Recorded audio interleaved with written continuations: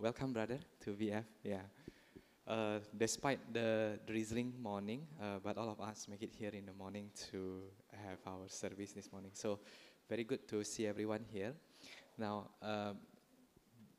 before we start the service, allow me to just remind everyone to just check your mobile phone a while and make sure that it has been turned to silent mode. Yeah. We will begin with the morning puja and the offering of the 5 items to the Buddha, followed by the parita chanting, and then a short announcement before the short meditation. Right after that, it will be the talk by Dr. Tony See on, I think, the cosmology in Buddhism, yeah, space and time. Okay, without further ado, let us now prepare ourselves in Anjali position, and we will do the opening puja.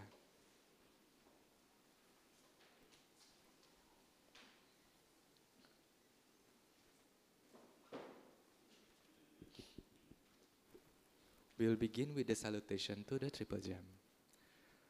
Arahang Sama Sambuddho Bhagava Buddhang Bhagavantang Abhivademi.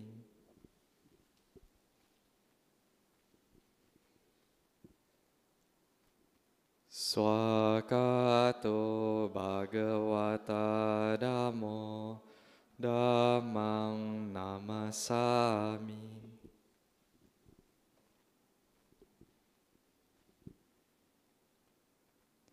Supatipano bhagavato sāvaka sangho sanghang namami.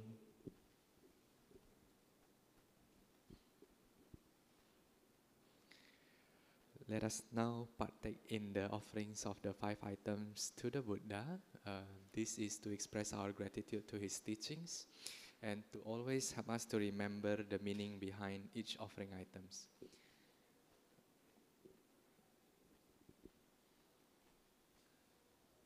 Alright, so let us read the verses together. Offering of light. Light symbolizes wisdom. May the light of Dhamma dispel the darkness of ignorance.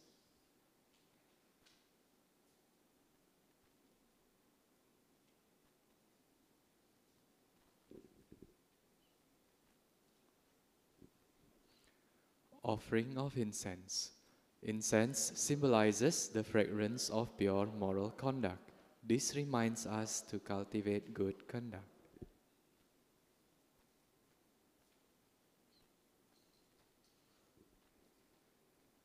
Offering of water.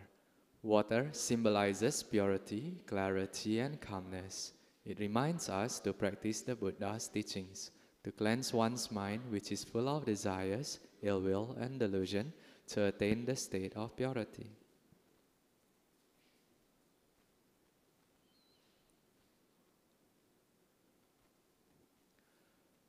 Offering of fruits. Fruits symbolize the ultimate fruit of enlightenment, which is our goal. They also remind us that all actions will have their effects.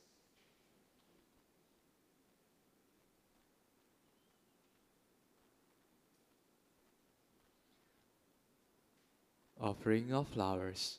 Flowers symbolize impermanence. The freshness, fragrance, and beauty of flowers are impermanent. This reminds us that we should all live in the present. Remembering thus, we should reduce our craving and attachment.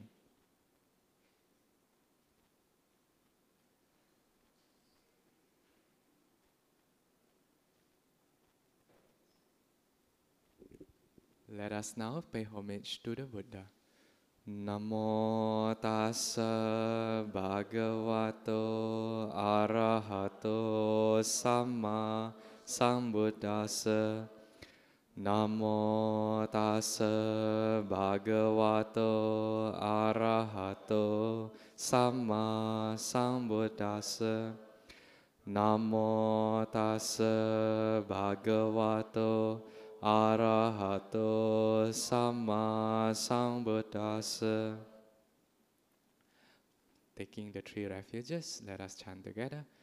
Buddhang saranang gacchami, Dhammang saranang gacchami, Sanghang saranang gacchami, Dutiyampi Buddhang saranang gacchami, Dutiyampi Dhammang saranang gacchami, Dutiyampi Sanghang saranang gacchami, Tatiyampi Buddhang saranang gacchami, Tatiyampi Dhammang saranang gacchami, Tatiyampi Sanghang saranang gacchami. We will now recite and take the 5 precepts. Panatipata veramani sikkhapadang samadhiyami. Adinadana veramani sikkhapadang samadhiyami. Kamesu miccachara veramani sikkhapadang samadhiyami.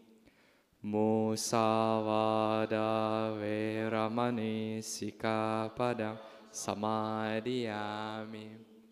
Surameraya majapamadatana veramani sikkhapadang samadhiyami. We will now recollect the qualities of the Buddha. Iti piso bhagava arahang sama sambuddho Vijacarana sampano sugato lokavidu Anuttaro purisa dhamma sarati Satta deva manusanang Buddho Bhagavati. Recollections of the qualities of Dhamma. Swakato Bhagavata Dhammo Sanditiko akaliko ehipasiko apanaiko pacatang veditabo Vinyuhiti. Recollections of the quality of Sangha.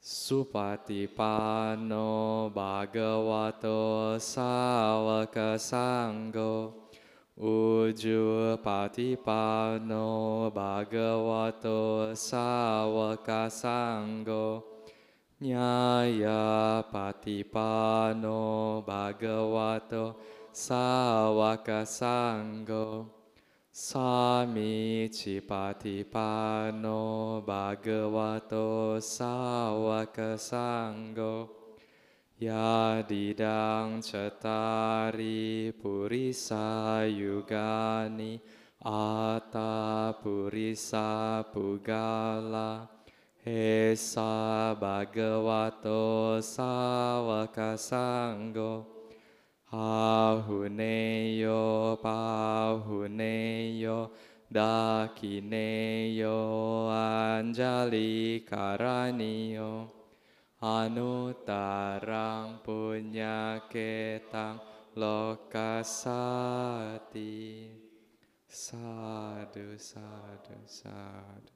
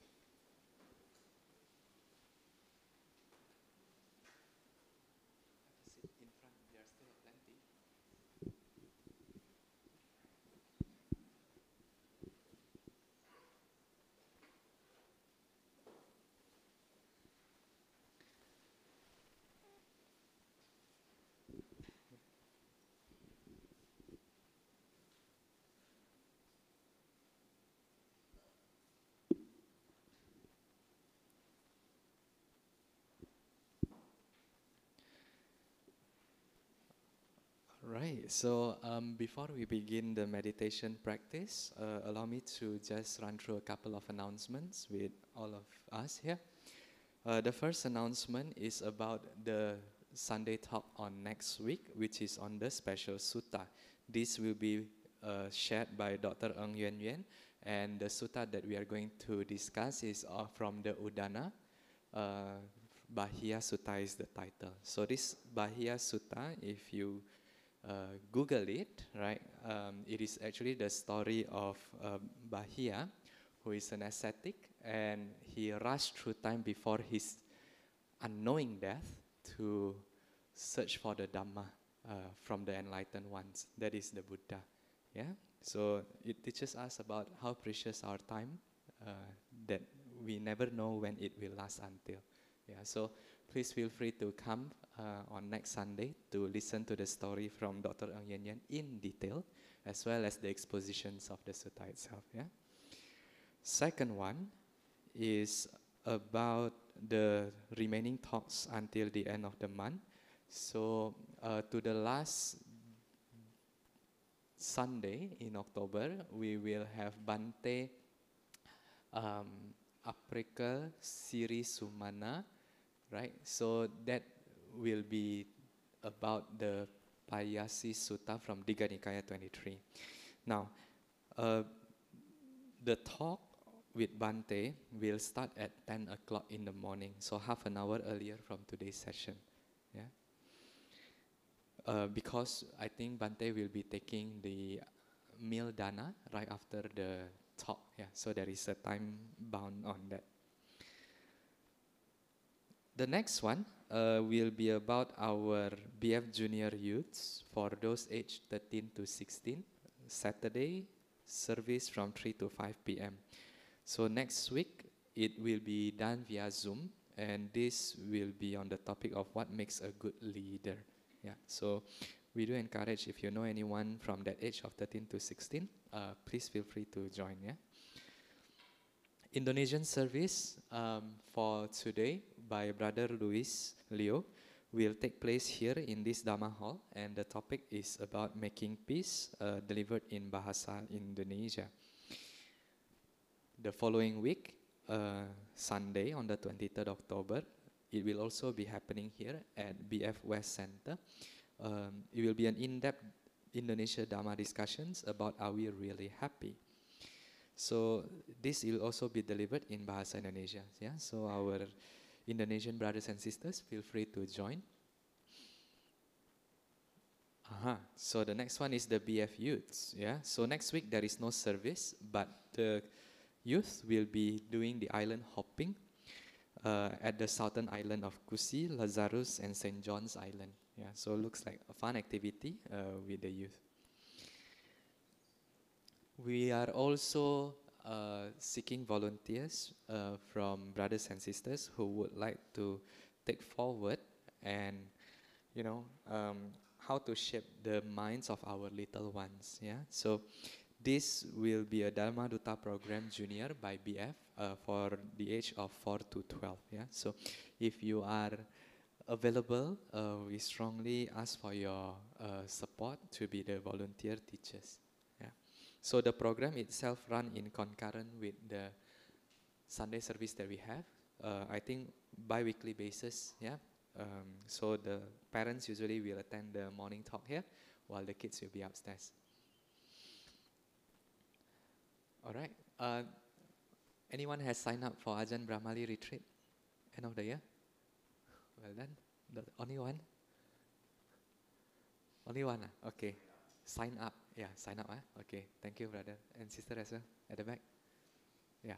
Okay, good. Yeah. So if you have not, we have a retreat at the end of the year.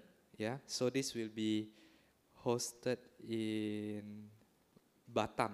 Yeah, at the beach resort. Yeah, so it is a year-end meditation and sutta retreat with Ajahn Brahmali from 16th to 22nd of December. Now, for now until the end of the month, BF is opening for auction as well as a dana opportunity for brothers and sisters to participate in the BF Building Fund. So there is one and only villa type of residence in this resort for 4 people. And this currently is open at the price of 3.9K, yeah, for the bidding. Okay. All right. And there is also another way if you like to participate in the BF Building Fund. So we open a few channels, be it from Pay Now, bank transfer, CashNet check, or monthly gyro, which is strongly encouraged. Yeah. So we can help to build our Dhamma home together in Singapore. Yeah. Right, so this is the talk for today on the Buddhist cosmology, on the space and time. So before I invite Professor Tony See to come and share with us here in the Dhamma hall, let us go into the meditation practice first, yeah? Guided by Ajahn Brahm, our spiritual patron. And a gentle reminder, if you have not switched your phone to silent mode, we will appreciate if you could do so. Yeah, thank you.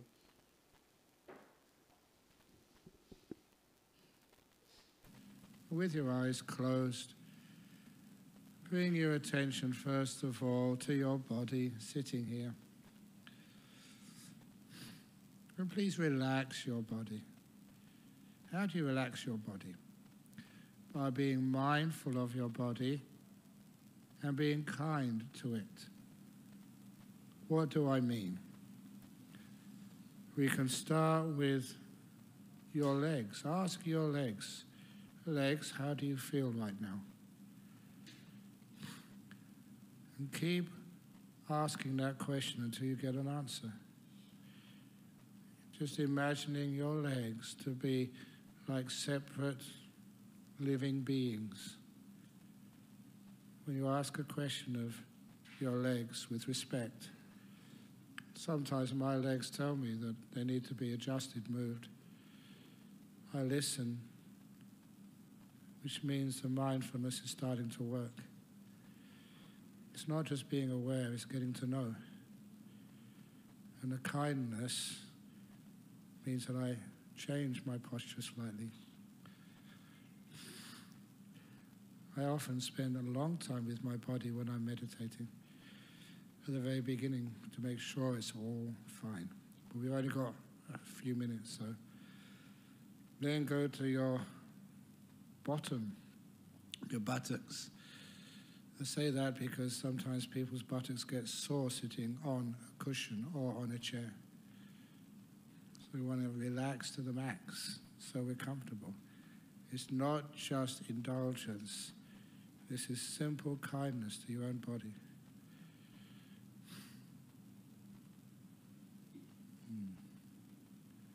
And then move up to your back.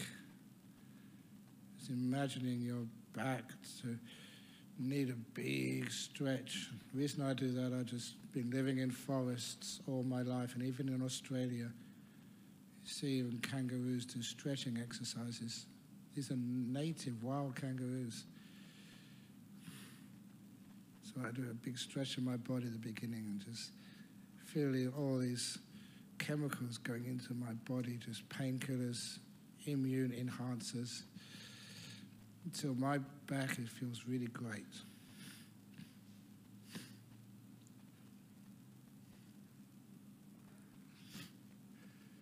And then I relax the muscles of my shoulders.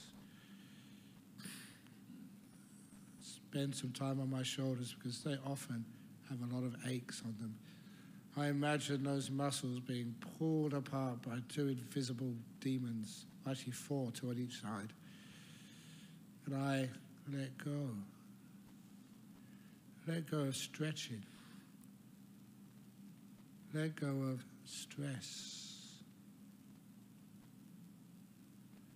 Allowing those muscles just to be. And they respond. My awareness of those muscles, you can relax them almost at any time. Oh, that's great. Then I look at my hands. Where are the hands supposed to be? It doesn't really matter. You put your hands in a place which you feel to be comfortable. and ask your hands, like your hands were separate entities from you. Hands, how do you feel? Do you need to be moved?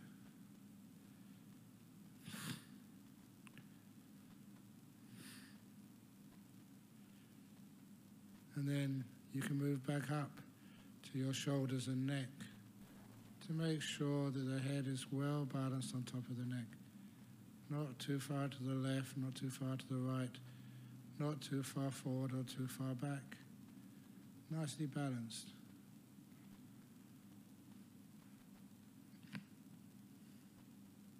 And even in your throat, if you have any tickly sensation like I have now, I do have allergies. It's part of what I inherited from my father, who had asthma. Just be kind to your throat. Find ways of relaxing it. And then move up to your face. In your face, there's many muscles which stretch, scrunch up because of your emotions.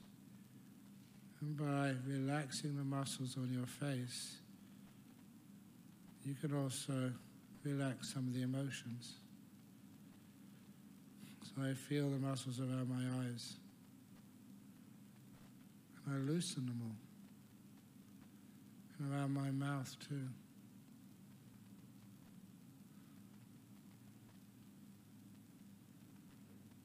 And once I've just done a quick scan of my body, I next become aware of my body just as one unit, just one whole. The whole purpose is to be aware and kind enough to relax everything.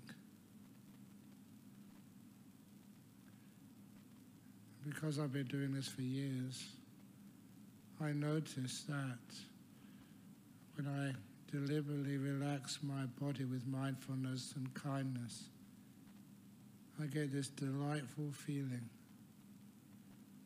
the delight of having a body which is much more at peace than usual. It's the same delight which people pay a lot of money for, to go to some beach in Bali on a recliner, or to have a body massage, or to go in a hot tub. I do that just automatically, mindful and kind. And I enjoy that delightful feeling. Delight is part of meditation.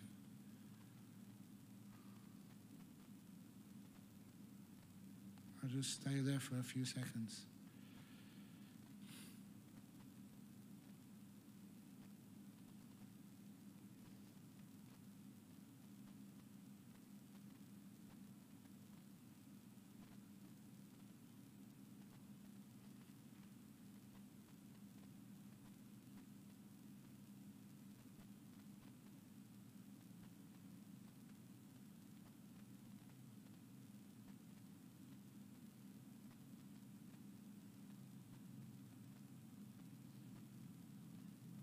And then we go deeper inside to our mind.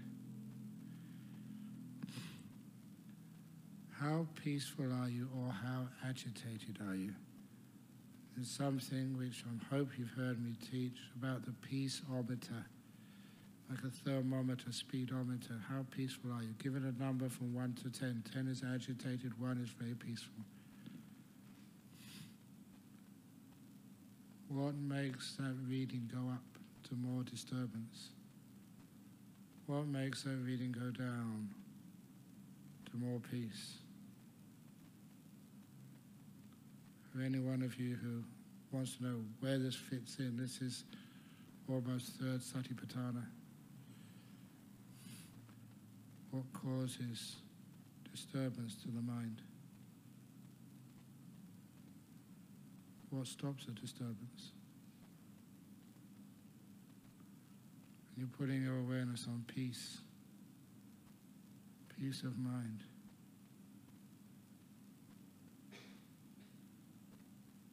You don't think peace, you experience peace.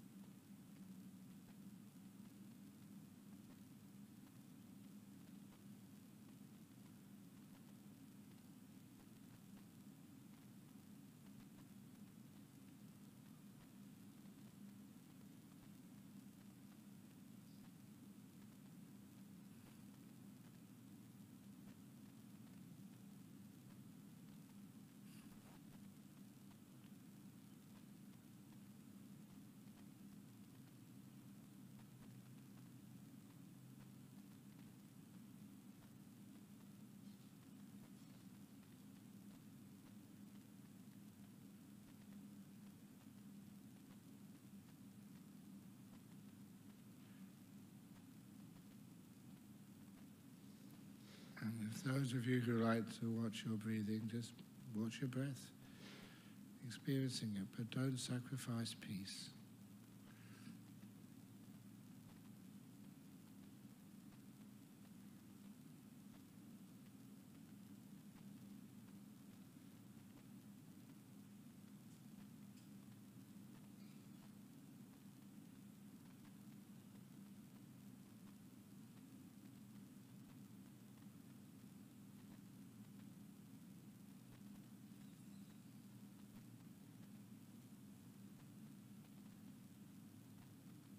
Be kind to this moment, opening the door of your heart to whatever you're experiencing right now.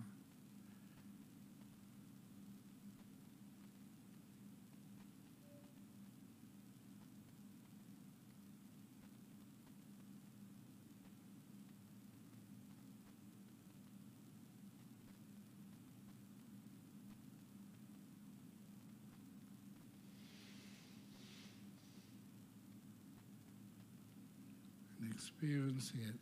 Don't think about it. Go deeper inside in the thoughts, to the silence which exists in the present moment. Just here, relaxing, making no plans, making no judgments. Grant to yourself these moments of peace. You deserve them.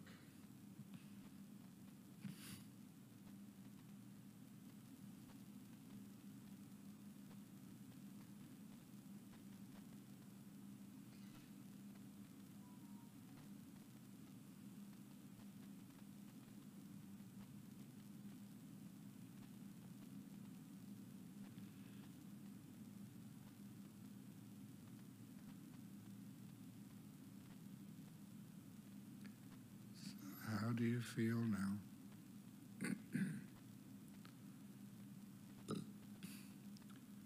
What's it like in your mind? Your emotional world? How much peace can you feel?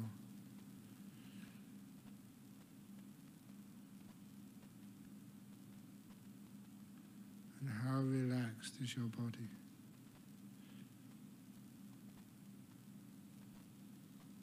And how joyful does it feel?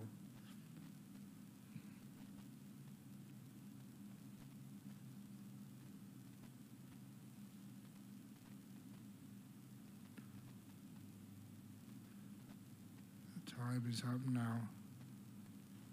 Instead of ringing a gong, I just ask you to slowly open your eyes.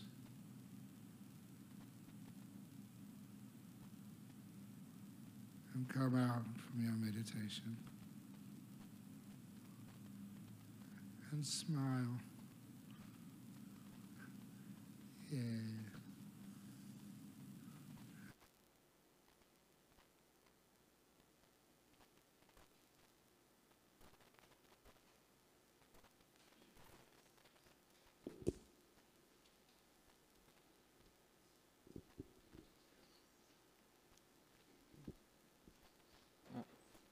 All right, welcome back. I hope we all had a good sitting earlier. Now, while we are inviting Professor Tony See to come here to join us in the Dhamma Hall, I'll just read a short bio of him. So he's currently the associate lecturer in the philosophy in the University of London programs. He was formerly the research assistant in interreligious dialogue program in the Rajaratnam School of International Studies of Nanyang Technological University, and also research scholar in the Deleuze and Buddhism Studies in Osaka University. So he has published a book, Deleuze and Buddhism, and holds 3 degrees. First in PhD in philosophy from the European Graduate School or EGS, Switzerland. Second one is Master of Arts in Philosophy from NUS. And lastly, Master of Arts in Buddhist Studies from the University of South Wales. Yeah. So let us welcome Professor.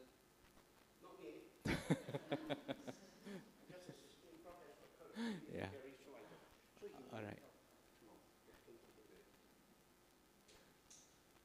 Okay, here is Professor Tony See. Welcome, Professor.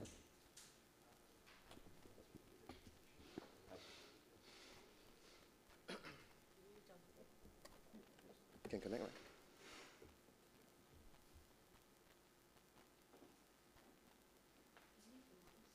Huh? I can use the pad. No problem. Okay. Huh? On first. Yeah.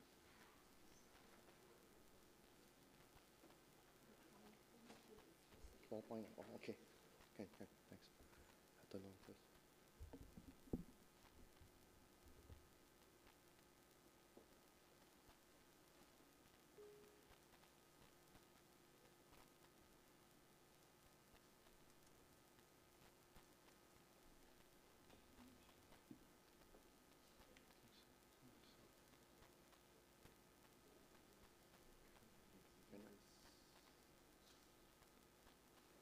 Is it working?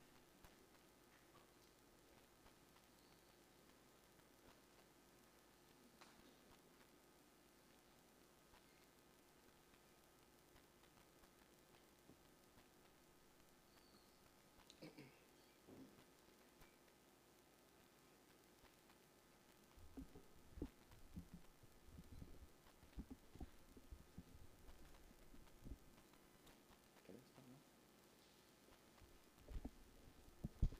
Can start, right?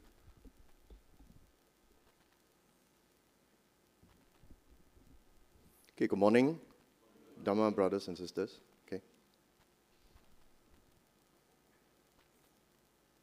Okay, so today I will share with you a very interesting topic, which is seldom covered, but I think very important for Buddhist practice. Okay, so hope you have something to take back today, okay, after the class. Okay, so these are the main topics I will be talking about, right? What is cosmology? And early Buddhist cosmology, Mahayana Buddhist cosmology, cosmology and practice, and conclusion, right? And then after that we can have Q&A, okay? So the word cosmology generally refers to the study of the structure of the world and the things that exist in it. Sometimes in Western philosophy, they use the word metaphysics, right, to talk about ultimate realities. But metaphysics is a bit different. Metaphysics, not the physics that you see in a bookstore, right? Those are like feng shui and all those. Metaphysics in an Aristotelian sense means what is ultimately real, right? And then what is more real than others, right? And then let's say this cup, you know, it's there, then what does it assume, right? So assume that something exists, right? Assume that there's then amongst existing things, there's a living thing and non-living things, you know. So in Western philosophy, there's a kind of an ontology, right, and metaphysics. Okay, so cosmology is a bit different. Cosmology is like what's there in the universe, right? What's in the stars, right? What's this Earth made of? Okay, how is it related to other stars and planets and things like that? So here we have a picture of what we commonly assume to be the reality now, even though we actually haven't seen it, which is the picture of the universe, right? And then we have stars and galaxies that are connected to each other through some kind of a gravitational field, right? And then there is black holes, right? Black holes, and then scientists tell us there's millions and millions and light years away, you know? And then the sun that we see the sun, right, sometimes. Sometimes we have no time, yeah? We rush to work, right? We only see our Grab, right? Right, gotta rush to work, okay? But the sun that we see, we think is in the present, right? But actually, scientists tell us it's like 4 to 5 minutes or something like that away, you know, or even more, right? So we're actually not looking at the present, we are looking at the past. So cosmology has something to do with time as well, right? Space and time, right? I'm not Einstein, so I'm not going to talk about space and time, right? E equals mc squared, relativity. So I'm just going to present later on what's the Buddhist view of how this world is made up of, okay? So when we look at cosmology, right? When we flip through the books of other traditions, especially those in the West, we find that we have Ptolemy's cosmology, right? And then, so we have various systems, right? Various systems, scientists, you know, the time philosophers, scientists, religious people, shamans, they are not so clear-cut like us today, you know.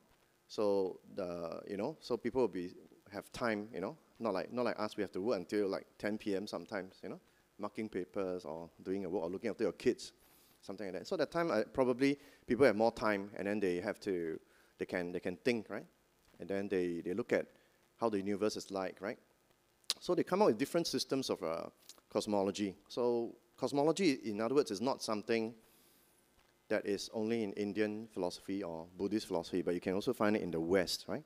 Okay, and then you have different cosmology. This one is quite famous, right, for about 1,000 to 2,000 years, Aristotle's cosmology, right? You can flip through the text, and then he tells you how the world is made up of and different layers of heaven, okay?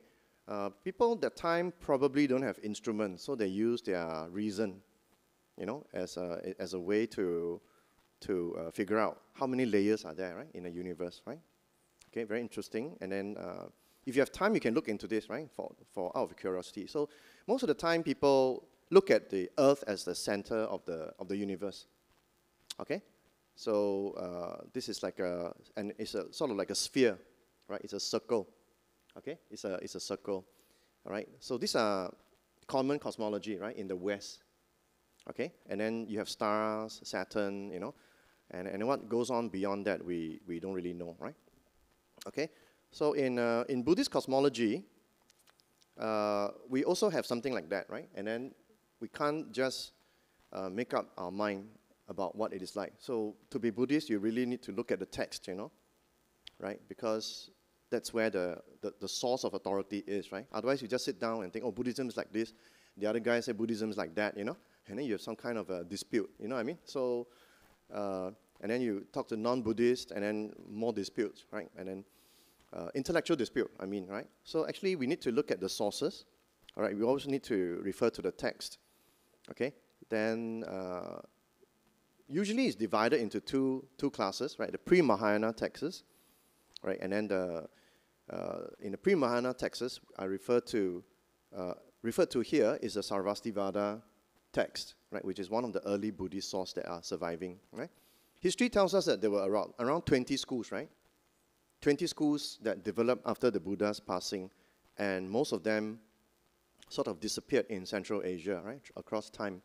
So there was a school called Pudgalavadins, you know, and then they believe in persons and something like that, and those schools sort of disappeared, and then travel, you know, throughout India, Central Asia, some traveled to China, right? Okay, so most of them refer to the Sarvastivada, very important school, right? And of course, the southern tradition will travel to Sri Lanka, all right, and then establish there, right? And then you had the Sravira, the Theravada tradition, right, was formed. So Buddhism mainly went in these two streams, right, north and the south. So today I'll be looking at mainly the northern tradition, okay? And then in the northern tradition, we have another tradition called Mahayana, right, which is the so-called great vehicle, okay? And then we will look at some Mahayana concepts of cosmology, okay? So these are the two main sources. And when we go to pre-Mahayana sources, like Sarasvati Vada sources, Abhidhamma Kosa is a series of texts talking about Abhidhamma. You know? Abhidhamma is a list of categories, which is meant for meditation, actually. So it's a guide for meditation to look at mental phenomena. So we find this concept called Loka Dhatu, right, which is what the world or the universe is like, right? And then already we find that it talks about tiny atoms, you know, paramanus. So the world is made up of tiny atoms, which cannot be seen, heard, or touched, but which is necessary for things to exist. So this is what this world is made up of, right? Even before I think probably before the Greeks was talking about atoms, you know.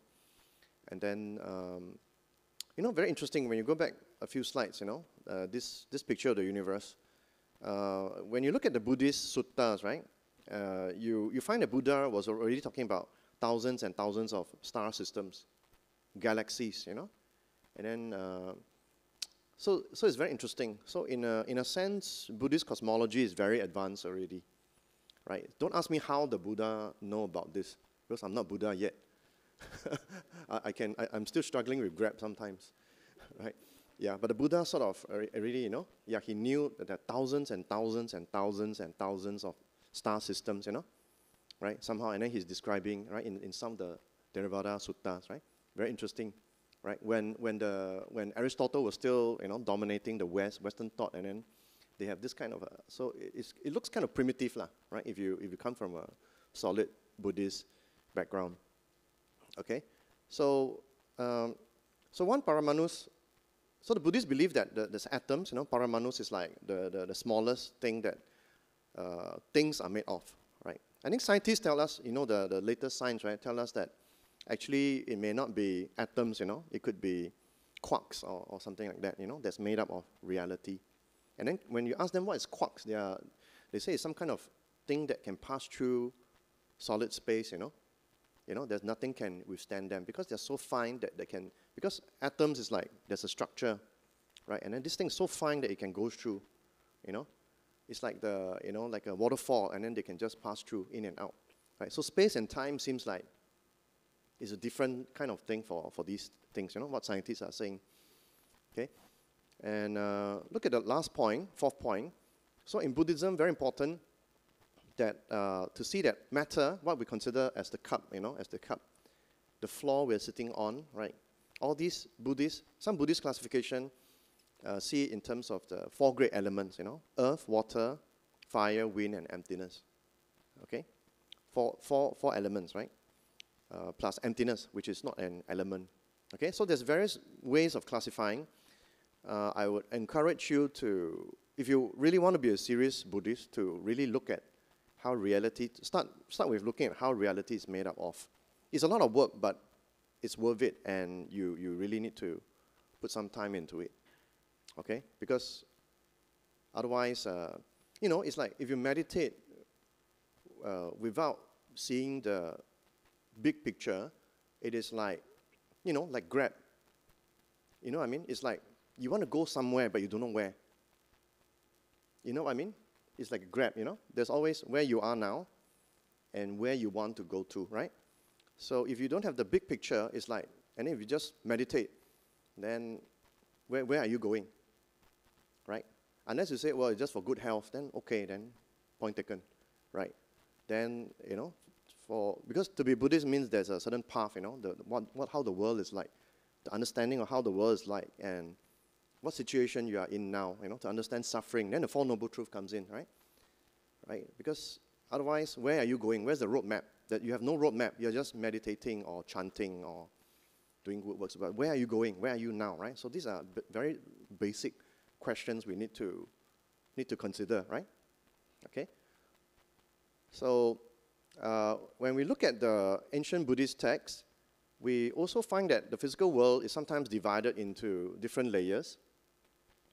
Okay, so there's a view that there's a circle of wind that floats in space, you know, and then it is 10 to 59 yojana in circumference. Later I'm going to talk about length and time, right? And it's about that's a million, right? I'm not very good in numbers. That's why I'm not Buddha yet, right? So I think that's about a million, right? 1,600,000 yojana in depth, right? And then sitting on this is a disk of water, right? Diameter, they give you specific numbers, right? And then above this is a disk of golden earth, where mountains and seas, and they have the same diameter, And then on top of this is Mount Sumeru, in Indian cosmology, which sits 560,000 kilometers in height, with 7 mountain ranges forming concentric circles around it. Okay? The Abhidhamma Kosa sometimes portray them as squares. Okay? So this is one picture of this, what it looks like, right? Okay? So yeah, so it's something like a flat Earth kind of theory, right? Okay, but later on you're going to see that it is actually not so. Okay. Okay, and then this is another presentation from the top down, right? From the top down. So this is what the world is like. Okay. Okay, and Buddhist sources usually accept a 3-layered world. Okay, this is very important, right? The world of desire, okay, and that's the world where we are now, okay, the world of what we desire, right? Okay, and then there's the world of form. Form is not just physical form, but can be theoretical forms, right? And then the world of formlessness, right, which is arupa dhatu. Okay, you can see elements of this in this architecture. This is in Borobudur, right? Borobudur is structured according to the 3 layers, right? So you have the Kama Dhatu, you have the Rupa Dhatu, and then you can have the Arupa Dhatu, okay? So you find this across the board, in Mahayana and Theravada presentations of how the world is like, right? So this is very much in common. So there you have it. There's a path already, right? Do you see a path? So the path is actually to move from the world of Kama Dhatu towards Rupa Dhatu, the world of form, and then finally towards the world of formlessness. Okay? So you can take this cosmology as some sort of like a path as well. Okay? This is the 6th world, okay, which is presented in Tibetan art, right? So this is the 6th world. So I think it's a bit small, the screen, right? So you can actually find 6 worlds. Later I'm going to explain what's the 6th world, right? And then this is Mara, right? Illusion, right? Okay? And he's in control, right? And then in the center, very important, are 3 animals, if you can see, right? One of them is the worm, right? One of them is the chicken, right? And then another one is the wild boar, right? Symbolizing anger, right? Craving and ignorance. So that's the engine, That's the engine, right? Engine for what? Engine for this whole cycle of existence, right? I think English translation sort of don't catch the sense, right?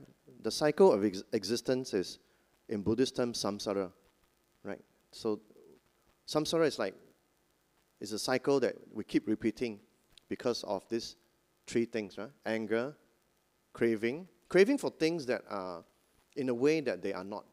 Yeah, so you cannot remove all cravings, right?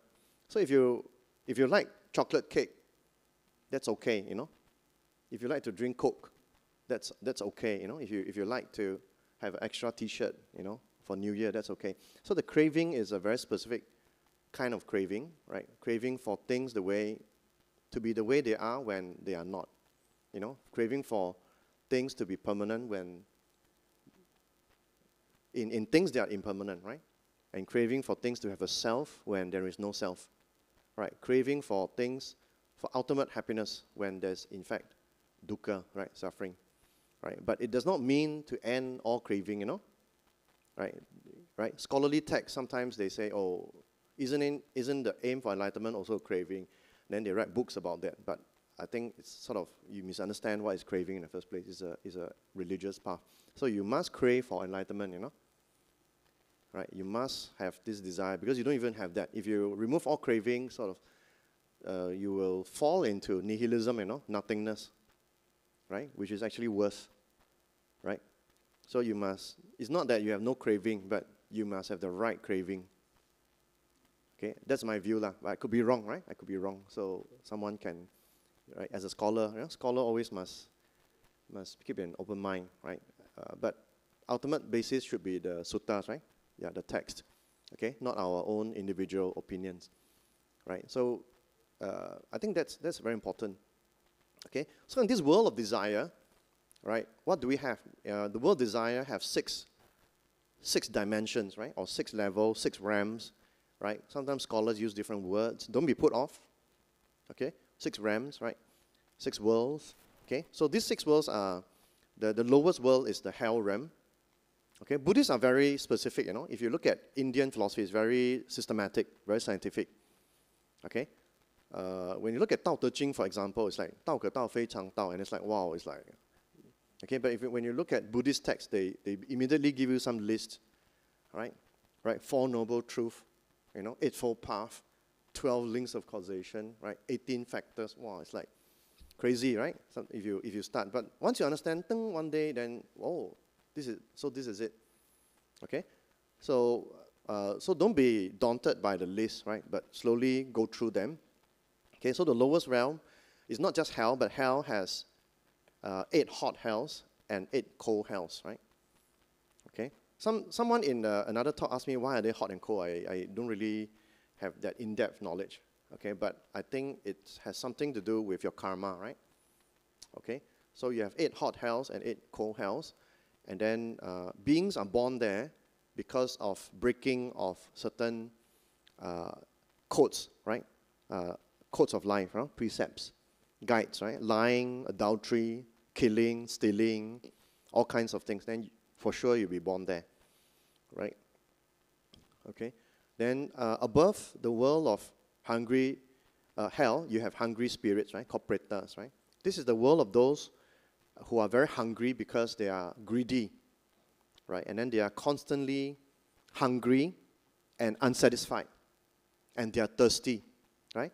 And in some artworks, they have very big mouths, small throat, and very big belly, symbolizing they're very thirsty, but they can only eat so little, right? Because their hunger overrides their ability to get the things that they want. Sounds familiar? Sounds familiar or not? Yeah, right? Yao Gui. Yeah, all right. So they're very hungry, Yeah, very hungry. Then they are never satisfied, Something about them, never satisfied. Okay, so they belong in the world of hungry spirits. Okay, then above the world of hungry spirits, you have the animal realm, right? Animals, right?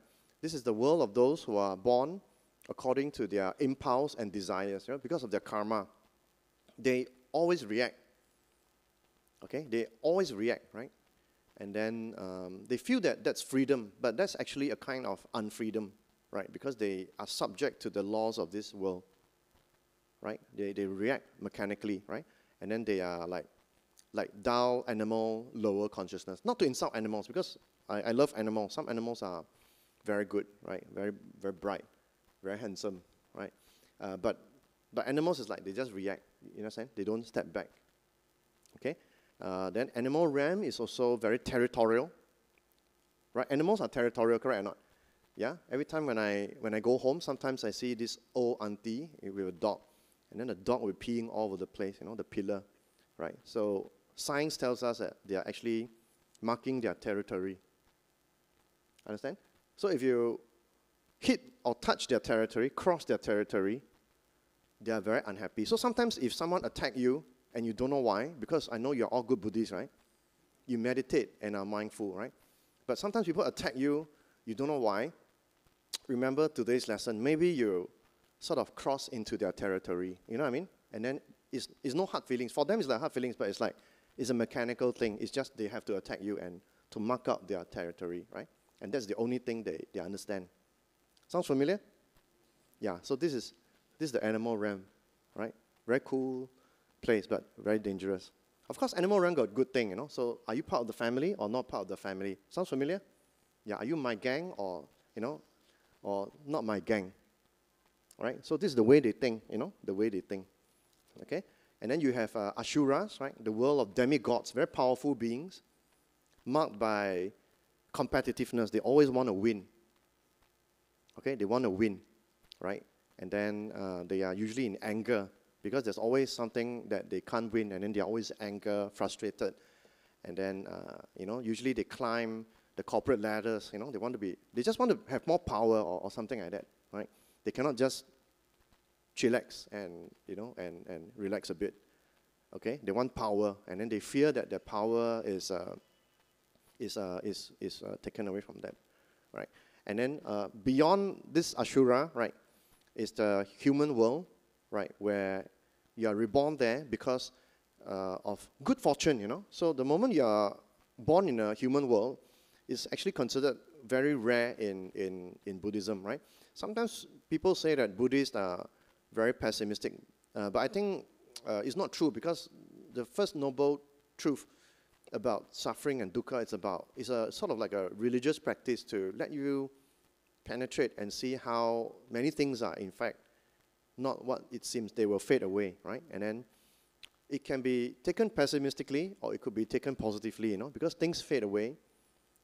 You could treasure them more. You understand what I mean? Because it will pass and then it will be no more. You understand? Yeah, so it's your mental attitude. Anyway, so to be born as a human is very rare because of many karmic relations. And to be born as a human is precious because you can attain nirvana or Buddhahood, right? Because it has the right mix of suffering and difficulties and ability to be enlightened. You can come across the Dhamma. Okay, if you are born as an animal, then it's very hard to understand the Dharma, right? The way out, right? What to look out for, right? If you are born in a realm of hell, you're always suffering. You got no time to really sit down and listen to the Buddha's words. Much less understand it, much less practice it, much less attain it, right? So different layers. Okay, if you don't even understand language, okay, you got to wait for don't know how long, right? Okay, then of course you have above the world of human beings, you have the realm of the devas, and then rebirth here is due to good karma. This is a world that's filled with pleasure, where you don't have to work, right? So I find that some of the people I know as Buddhists, some of my relatives, they want to be Buddhists, but they actually envision heaven, right? They want to go into a better existence, right?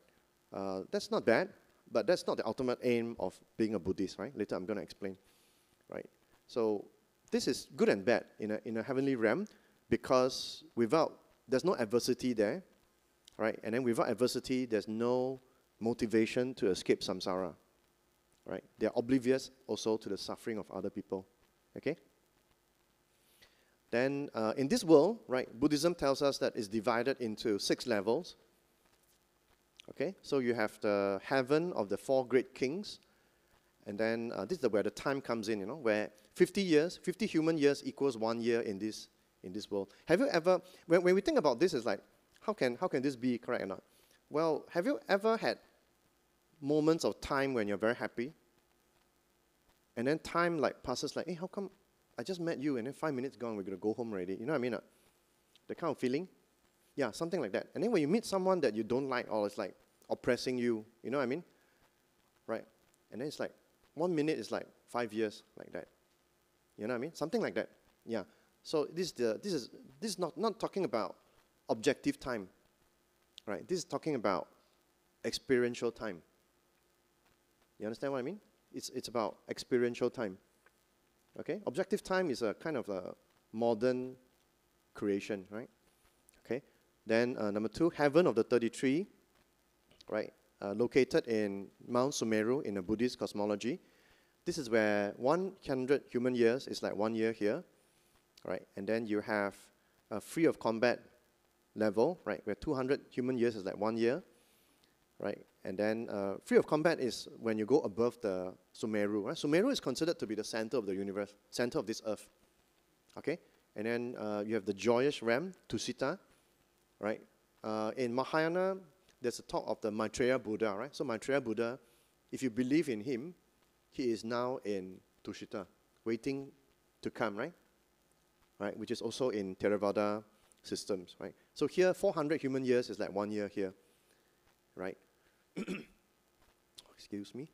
Then you have the level of enjoying emanation, right? This is where the gods enjoy their own objects, right? Where there's 800 human years is like 1 year.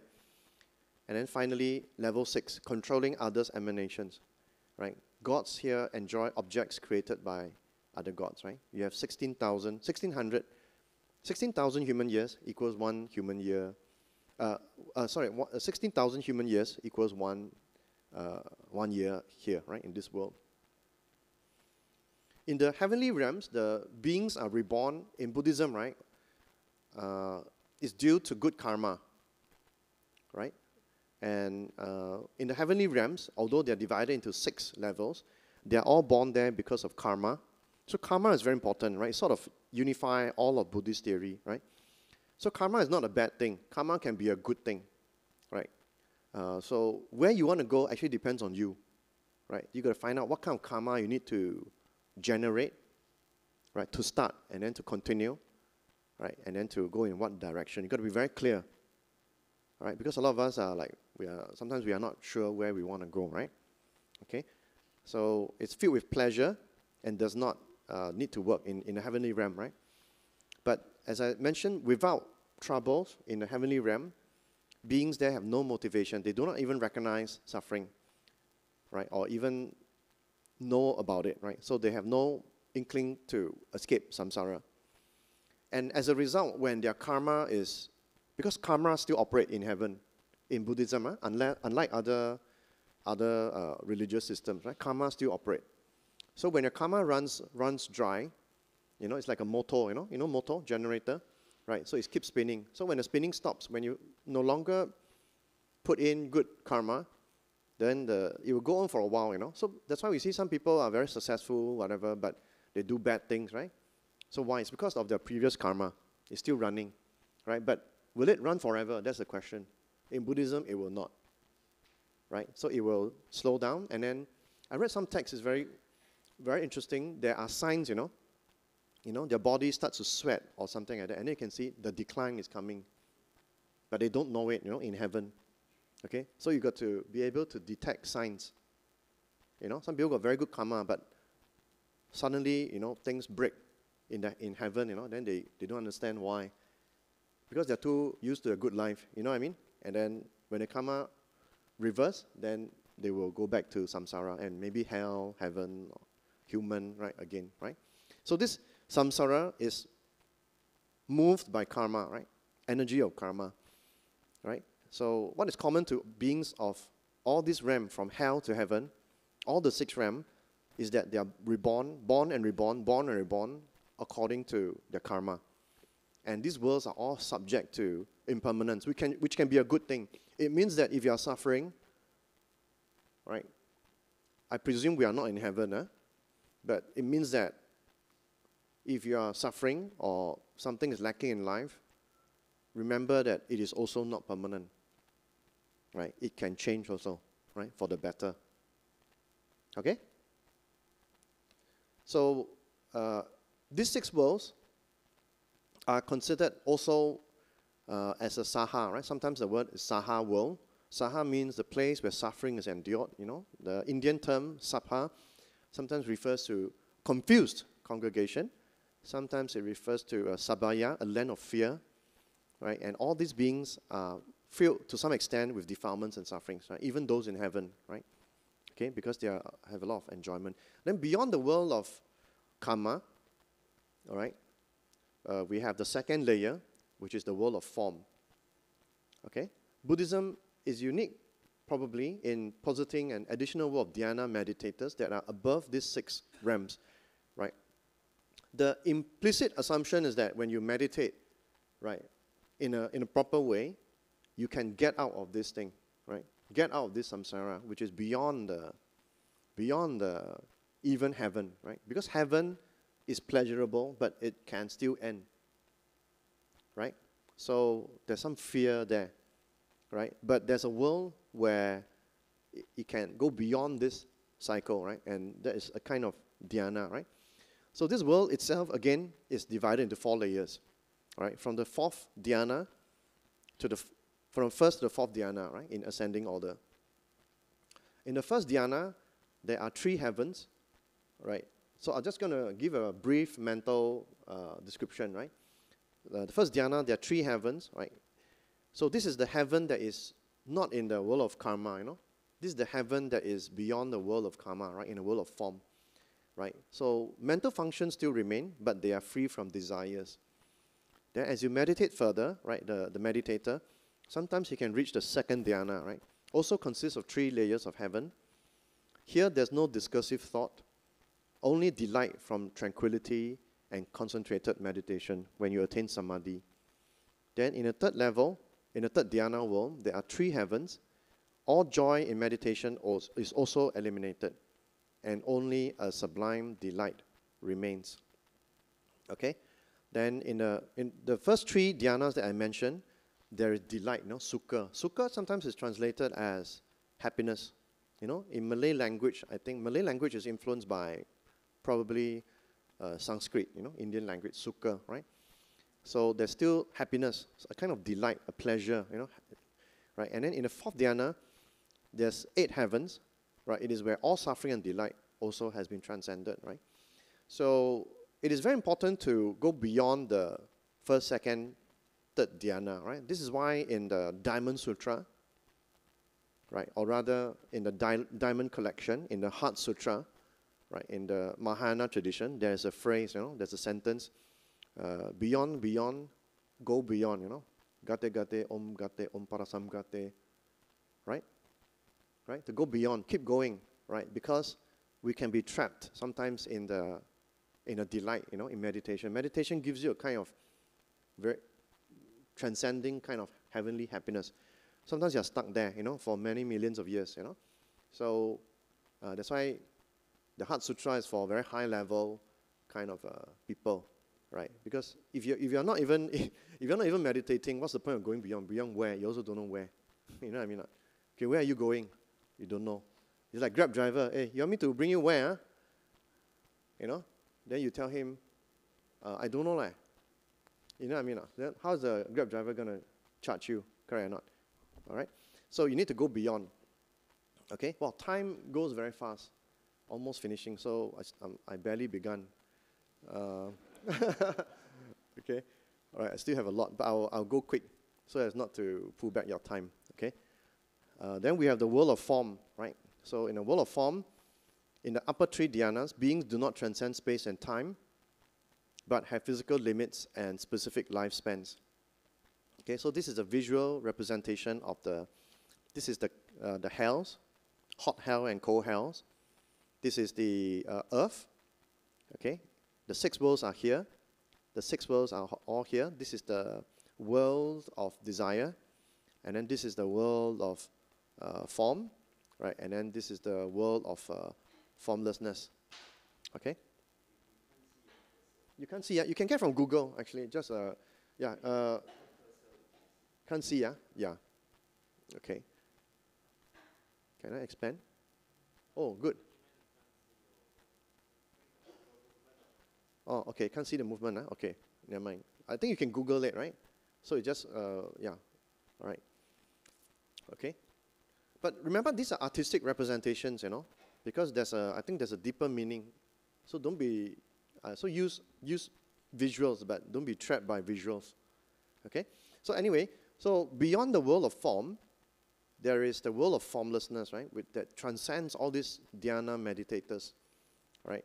To be sure, this is not above in a literal sense of vertical, because this transcends physical space, right? The beings here, according to the text, it transcends physical forms, but still do not transcend time. So there's still limited lifespan. Very cool, right? Very amazing kind of a description, right? And each of the 4 formless worlds or abodes is attained by a specific kind of samadhi. Okay? So this world of formlessness itself is divided into another 4 levels, okay? Which is the final final 4 levels already, right? So this is the highlight for today, okay? So the first level, you have the sphere of infinite space, and then you have and then if you go deeper, you go into the sphere of infinite consciousness, and then when you go even deeper, you enter the sphere of nothingness, okay? And then when you go even deeper and deeper, right, you enter the sphere of neither perception nor non-perception, okay? So in the sphere of infinite space, in meditation, you find that this is the lowest of the 4 levels of formlessness, right? But low here means very high, you know, compared to us, you know, all right? Yeah, so the words must be relative in context, okay? This is the lowest of the 4 formless realms. Here, beings transcend physical and spatial limitations. The minds are non-conceptual and are in deep emptiness. The lifespan here is 20,000 great kalpas. The great here, please don't delete when you think about it, because Buddhism is very precise language. I sometimes read Buddhism and find that it is created by some kind of mathematicians and engineer kind of people, right? And then when Buddhism entered Japan, and then when you read all the poetry, it's a bit like poet kind of thing. So it's like you're not sure kind of thing, you know.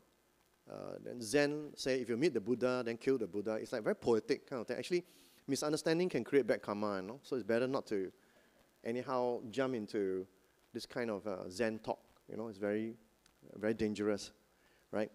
Yeah, so the lifespan here is 20,000 great kalpas. And then if you go even deeper, right, you enter a stage where you're able to perceive infinity. And then the next step is having one's own consciousness and mind become as infinite as the perception. The lifespan here is 40,000 great kalpas.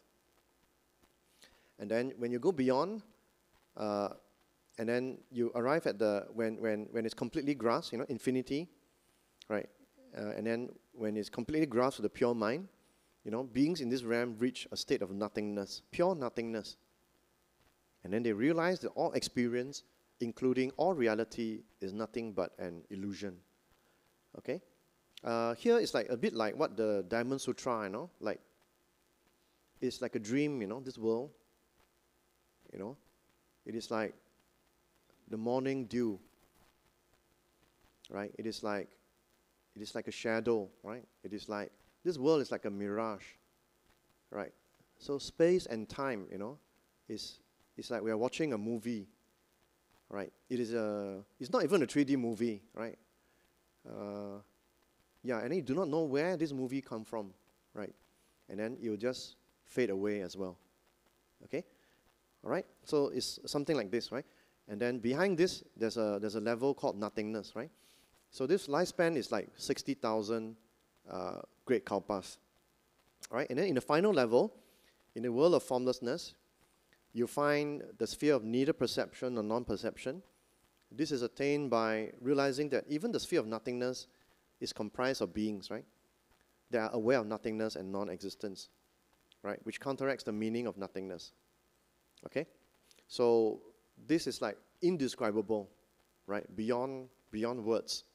The lifespan of beings here is 80,000 great kalpas. So what is a kalpa, right?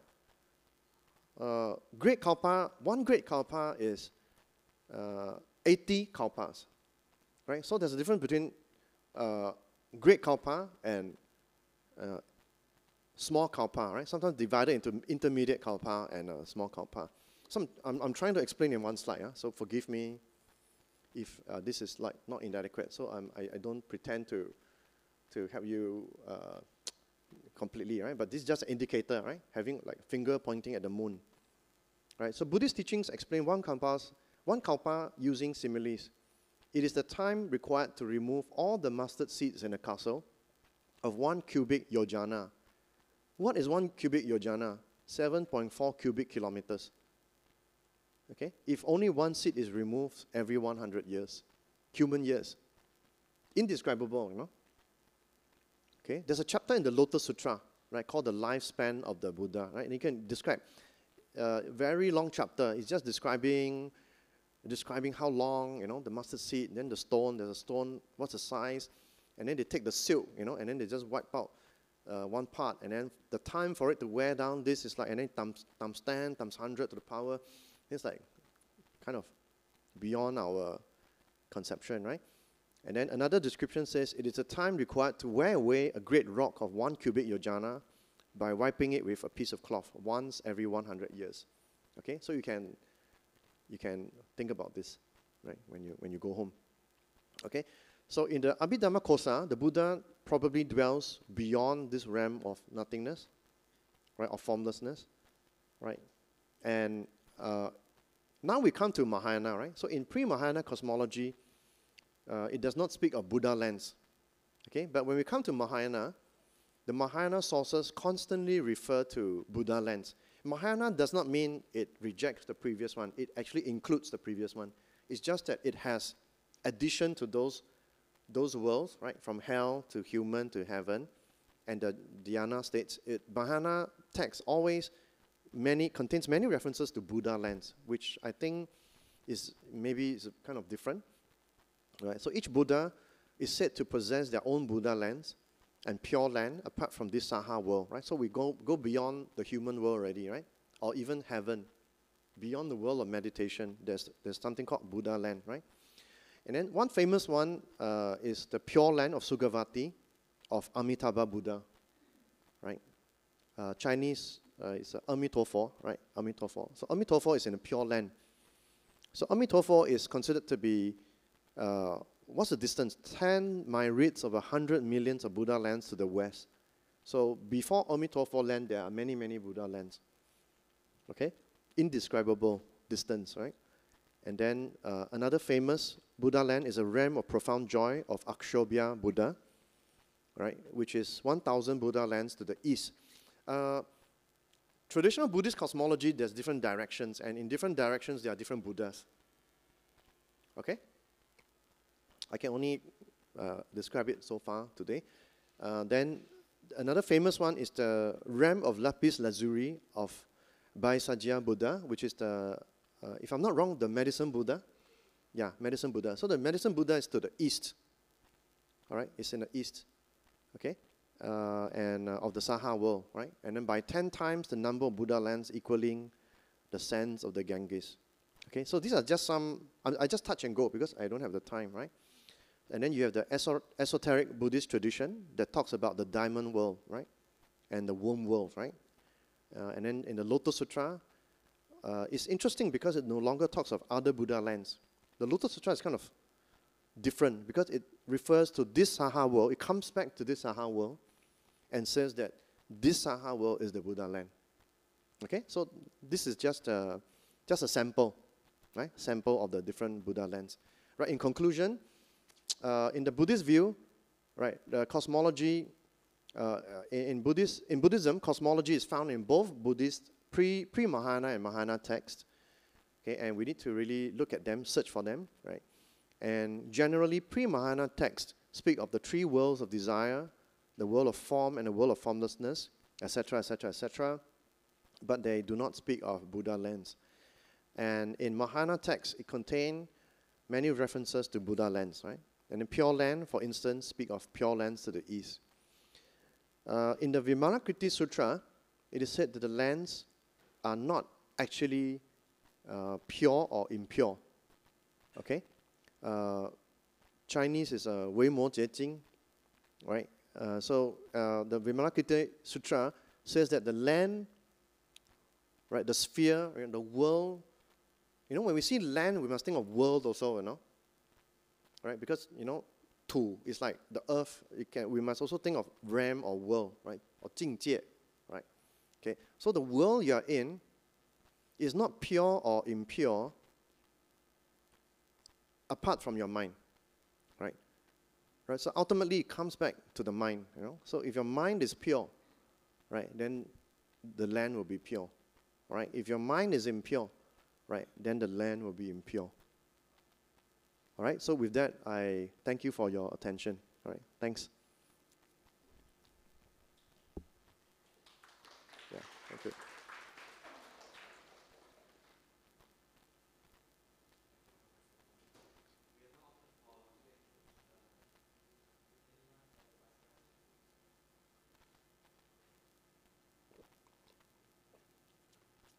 I welcome questions, but I may not have all the answers. Okay. Okay. You speak of the six worlds, right, as like places, but then you also somehow mention like psychological states. In the text, what's their view? Like, is it a pure psychological state or is like a real physical world? Does it make sense? Yes, yes, absolutely. In Buddhism, right, the land and the mind is not dual.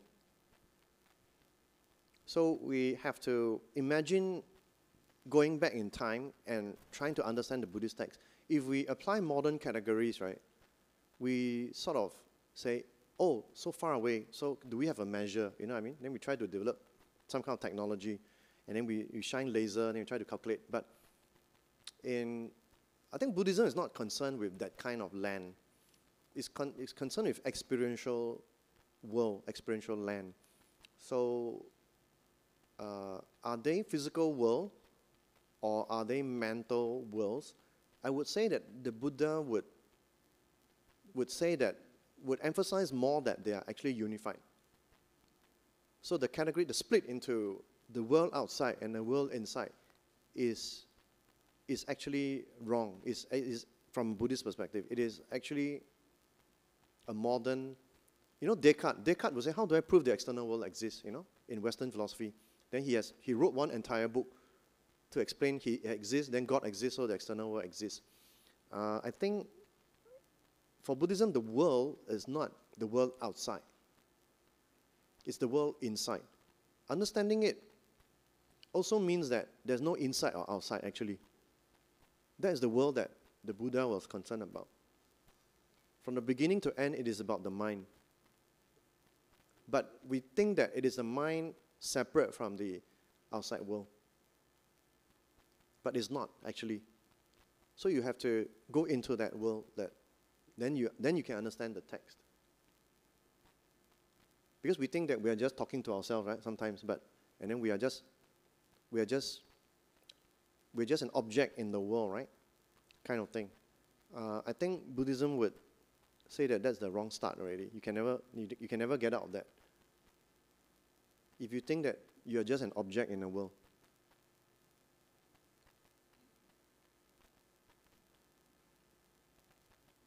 Sounds a bit mystical. Okay. Okay, good. Any second question? Yes. When we talk about Buddhist cosmology, are we meant to interpret it as in like a literal sense, or is it more of like a symbolism for like kind of like lessons on what to do and what not to do? Okay, can you repeat your first sentence? I didn't get it. Oh, do we see this as like in a literal sense, as in like see what as a literal sense? Literal sense. See what as a literal? Oh, like just like realms and that kind of stuff. Yeah. Yeah, cosmology. Yeah. Like do we see cosmology in a literal sense, as in like if we die we go to these realms and that kind of stuff, or do we see it as like more of like a symbolism for like, I don't know, like lessons? Oh, literal sense or what? I don't understand the opposition. The whole idea of these different realms, whether it's in heaven or in hell. Whether it exists, is it? Yeah, whether it's a literal sense means whether it really exists or it's just a symbolism as guidance for morality, for the right way of living. You mean, I think it's both. Yeah, so if the Buddhist texts talk about it, and I think it's not for us to, okay, let me put it this way. It is like, if you find it in both Mahayana and pre-Mahayana and Theravada texts, right, then you have a choice whether to accept it or not. For me as a Buddhist, right, I accept it. I think about it, then I think it makes sense. Then whether in a literal sense,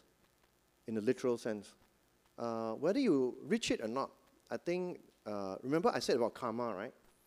So, and how do you affect karma? You can affect karma through meditation, you know, right? So you can affect karma through merits, you know, generating bodhicitta, you know, goodwill and things like that. So you can enter that stage in a literal sense.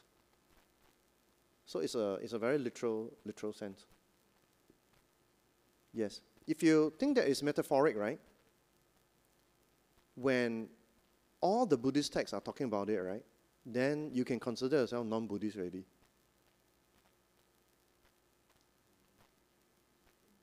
I mean, as a matter of doctrine. Yeah. But of course, we have modern Buddhist schools that talk about other things, right? You have to base yourself in something, right? So I base myself in a text.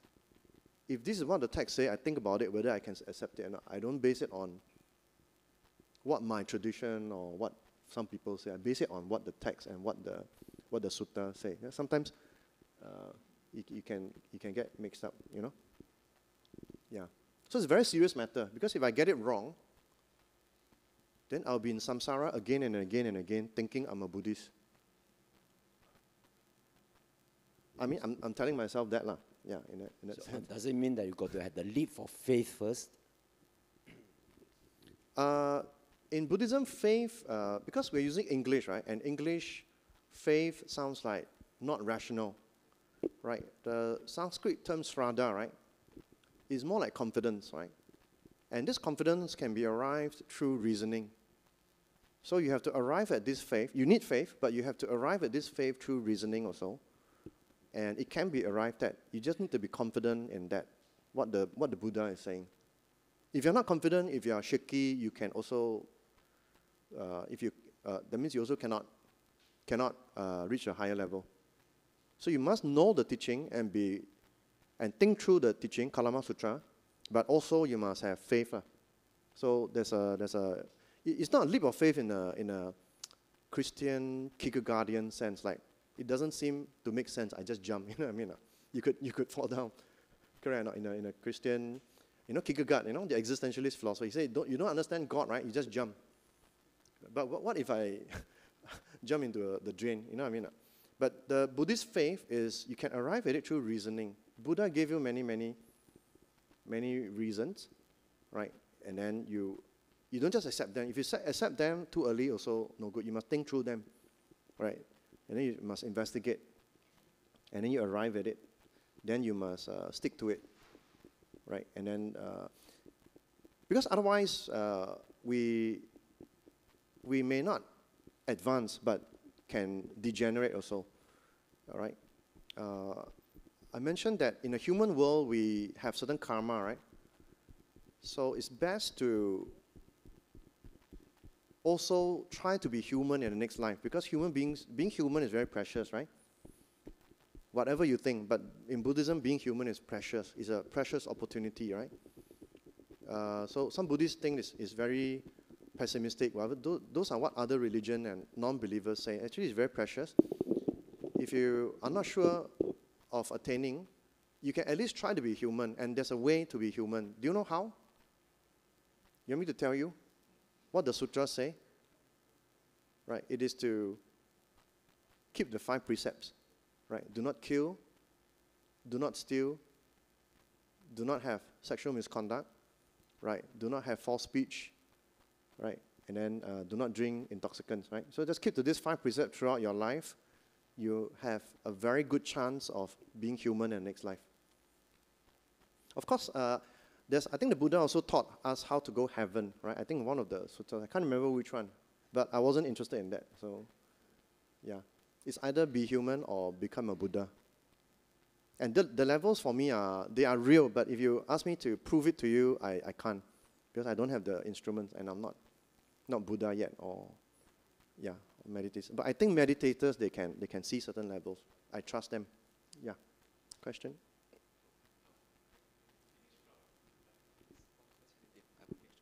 I have another question, and this is more of like a curiosity thing. Can't you technically measure how long a kalpa is? Wait, it was kalpa, right? Like the time thing? Because it says that it's if you brush like a rock with like a silk feather like every 100 years. Can't you measure that? Because technically, like if you brush it one time and you chip away like 1 micrometer of that rock every 100 years, after like a couple, like you can measure that through a metric system of time eventually, right? I think with modern technology, I think it's possible. You can model using some modeling system. Yeah. Okay. Yeah. Do we have time for Q&A? More? Yes. Yeah, one or two more questions.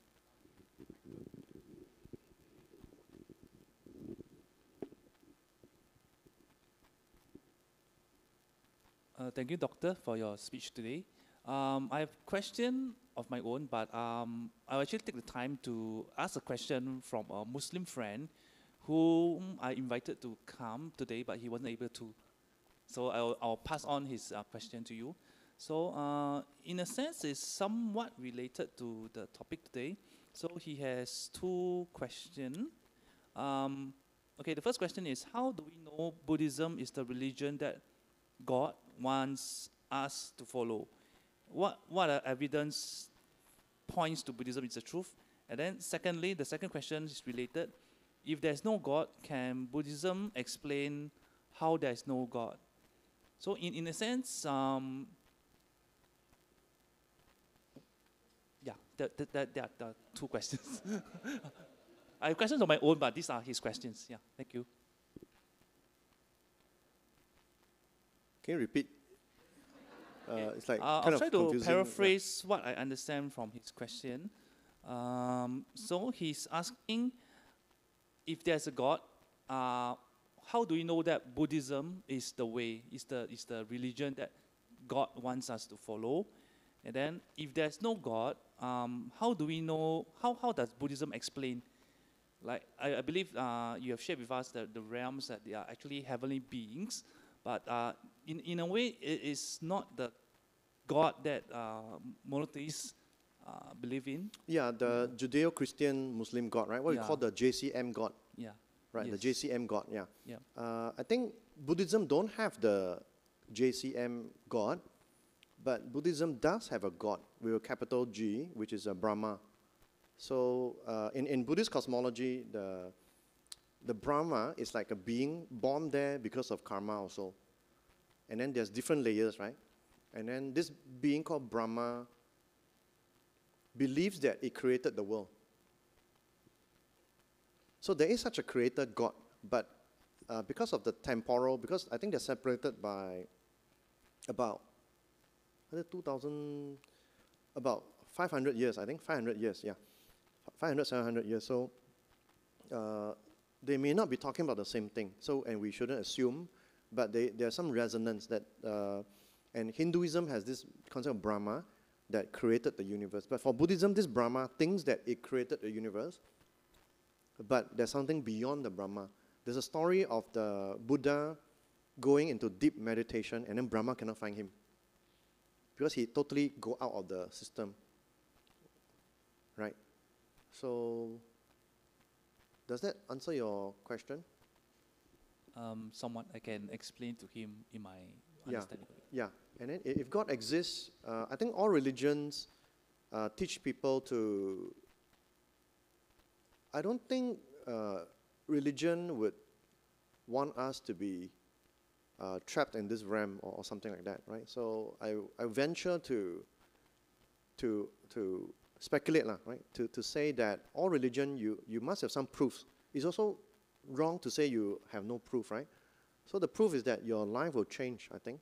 There must be some measure. If you keep doing something, even meditating, and your life gets worse, then it's you need to step back and think about it. Right? We have reason. So it doesn't mean that you keep meditating, something is wrong, then you keep doing it also, right? As Buddhists, if you go to church, I think you find peace. I think peace is one of the criteria. Peace, and you have more love, peace, and then forgiveness, compassion. You're not stuck to this worldly kind of status, you know, and then you can be happy even though ups and downs, you know. I think that's a sign that you are maybe touched by God, or you are reaching higher level, right? And then avoiding the lower levels, yeah. If you look at the description again, if you can see I think the 6 worlds is very important to understand the 6 worlds. Can you see the slides? Yeah. So long as you can avoid the 6 worlds, right? And then you're pretty much, and then sort of transcend in a human world. You're sort of pretty much doing what you ought to do as a human being, right?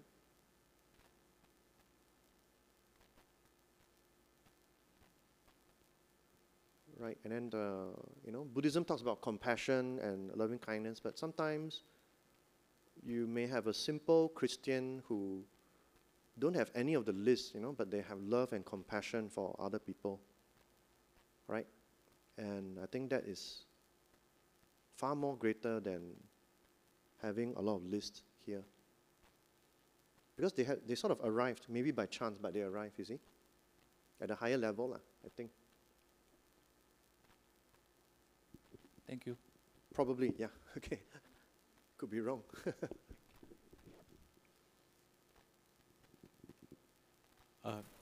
Maybe one last question. Anyone? Okay.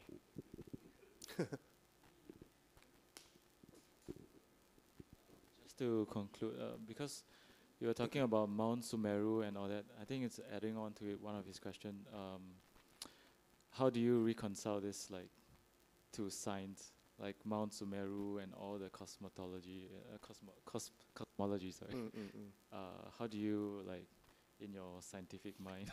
Oh, that's a good question. Or do you take it as I think I like understand what you mean by literal. I think that's Okay. also I think, part of this question. I think we don't commit to everything that doesn't make sense, lah. I think cosmology, if you talk about physical world, personally, I think the Sumeru is a metaphor. Sumeru is a metaphor, but the layers are not a metaphor, lah. Yeah. So we don't have to commit to that. Yeah. So it's not important. It's the levels that is important. Yeah. Yeah. We don't take it in a literal sense. Yeah. Okay. I think. Yeah. One more question. Okay. Hi, Prof.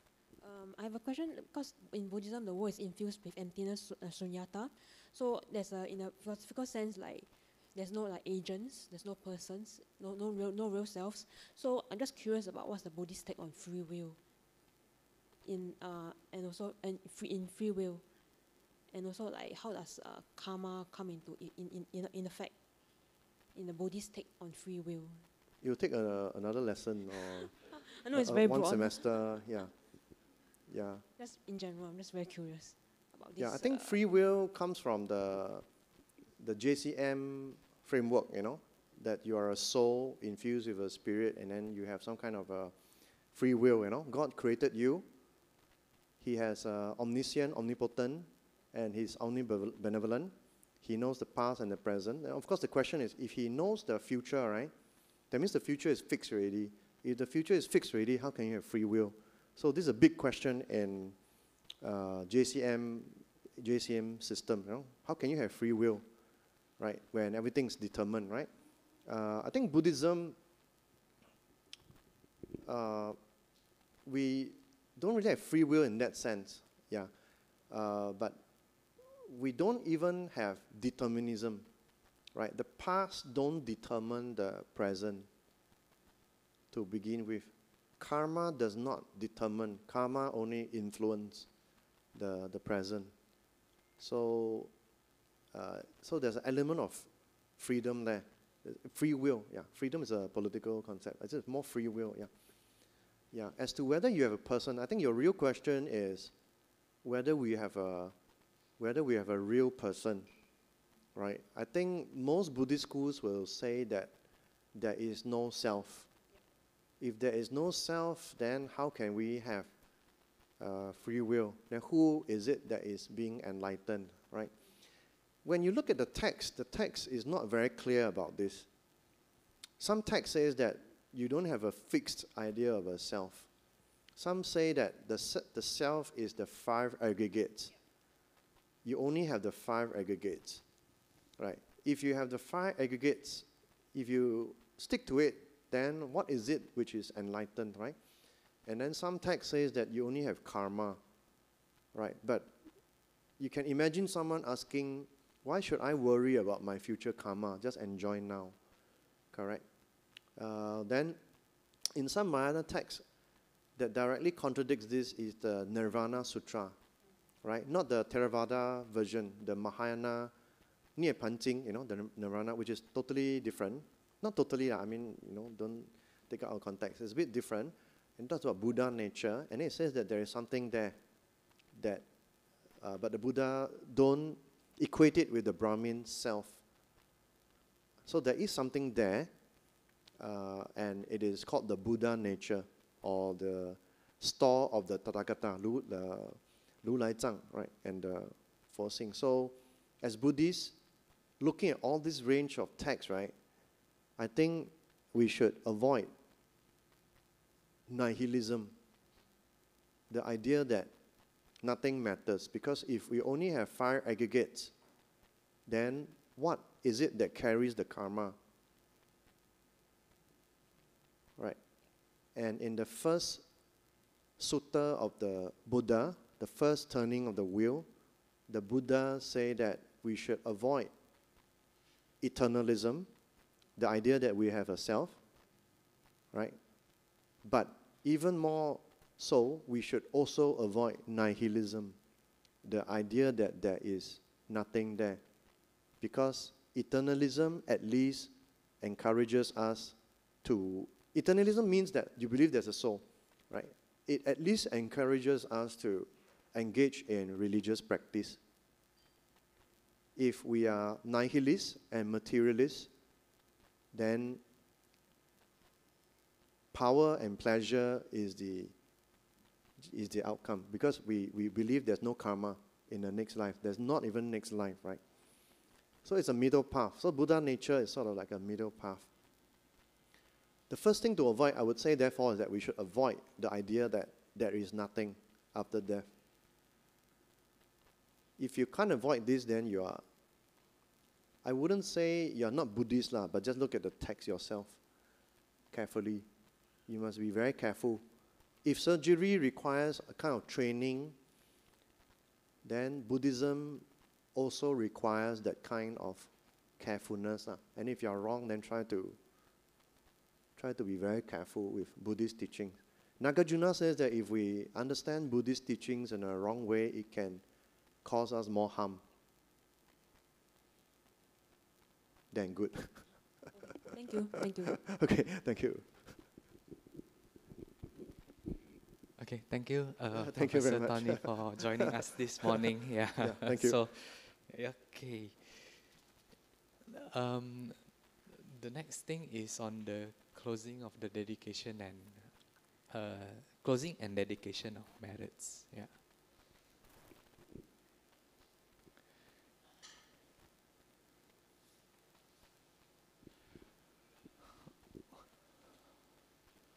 All right, so the picture that is shown here in front of our screens are the 2 venerables from Indonesia who encountered unfortunate car accident yesterday afternoon, and both of them couldn't make it and thus passed away yesterday. So the first is Venerable Sila Gutto Tera with 14 wasa, and second one is Venerable Adijayo with 7 wasa.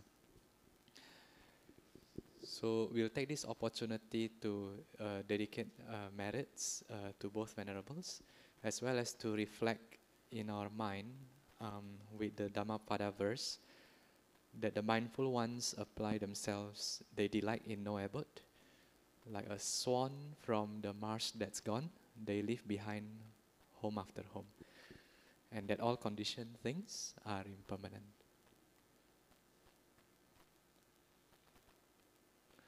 And we will also dedicate the merits to all sentient beings, the devas, the beings to partake in this morning puja as well as the Dhamma. Let us chant together. Etawata camhehi sambatang punya sampadang sabe dewa anumodantu sabba sampati siddhya. Etawata camhehi sambatang punya sampadang sabe buta anumodantu sabba sampati siddhya. Etawata cha amhehi sambatang punya sampadang sabe sata anumodantu sabba sampati siddhya. We will now call upon our departed relatives to rejoice in today's wholesome practice. Idang me nyati nang hotu sukita hontu nyatayo. Idang me nyati nang hotu sukita hontu nyatayo. Idang me nyati nang hotu sukita hontu nyatayo. And our service dedication, let us recite together.